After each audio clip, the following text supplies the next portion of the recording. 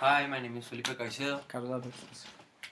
Okay, so I was watching a Joseph Campbell interview that was really interesting about 2 weeks ago, and it is about life and God and everything and religions. But the main specific point is: did you compose your life, or does someone else compose it for Well, I also saw a video. I don't know if it's the same question you asked me, but the question I got from it was, do we have free will in life? Like, is free will present with you? Like, us? in my opinion, God created our life. And Well, obviously he created it. yeah, he created us. it, but he also shapes it. Why? Because he plans events in our life in order for us to succeed? Or do you think that just job opportunities come up out of nothing? God helps. Well, I mean, God has something to do with that, but my opinion is way different. My opinion is that we create, and we have the choices that we do for a reason. You had the choice to come here and have this video with me, didn't you? Yes. And you chose to come. Somehow, all these choices create a path. A path that may be good or may be bad, depending on the rest of the choices that you take. Yeah, but do you think that God just placed us in earth to do nothing? Well, No, no, he placed us for yeah. a reason. Like, if you go and ask a person in the street who is Albert Einstein, he'll tell you why. Because he left a huge footprint in our world. Well, yeah, we always let's call that an objective, right? Okay. We have an objective in life. Every single choice that you take reaches that objective that God left for us. I mean, it's hard to leave specific directions. Like in school, they leave you specific directions. Don't tell me that you've never not followed the directions. I mean, in school, the teachers are like our gods. They tell us what to do. Therefore, the objective that God left us, we choose a path, and that path may or may not lead to that objective. That's why we have to make good choices. But those choices are free will. Okay, but do you think that God then just created us and left us in the world? No. I mean, okay, let's go to the past for a second.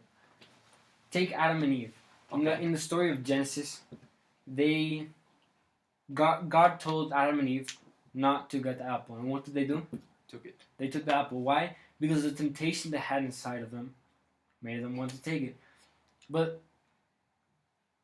God, they took the apple, right? They took the apple, and that was a choice they made, and God got mad at them for that event that took place.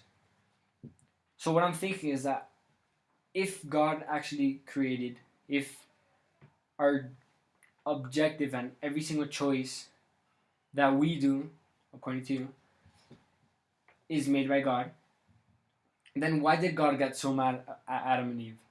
Like, Wouldn't he have already been mad? Like, wouldn't he have prepared to be mad if he knew that event was coming? okay, like, I personally think that you're wrong, and Stanford also, because Stanford is, I don't know if you know, but Stanford is one of the biggest schools in theology in the world, and they believe that in order for you to have some activities come true and some events, you have to have a divine presence. Well, yeah, in the story of Adam and Eve, they did have a divine presence, but these two people, whether you like it or not, already took the decision they did, and it was way back. And way back, they opened a new world to us. They opened a new perspective of life, and that perspective of life was choices and mistakes. Every mistake is also a choice. I mean, I can choose to punch you in the face from now, and that would be a mistake of mine, right? But every mistake that you make, you can choose whether to fix it or to keep on doing it. And like I said earlier, those choices that you make with those mistakes will lead to a path in life that will somehow reach that objective.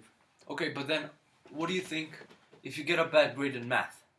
Then you're really stressed and you don't know what to do. You just have to raise up that grade. Then you just go at night and you pray to God. God, can you please help me to raise up my grade? So then what happens? God won't help you immediately. He'll have some time. and as he sees that you improve, he will help you. Well, yeah, God. Let's say God acts as an advice maker. He makes advice for you, right? You can pray to him, but he's not gonna fix the problem for you. Yeah, but how does he give you advice if you don't even talk or communicate? Well, then what's praying for you? Isn't praying talking even mind to mind? That's what praying is. Okay, 1 point for you, but I'm not gonna give up. Okay. Okay, so going back in our conversation,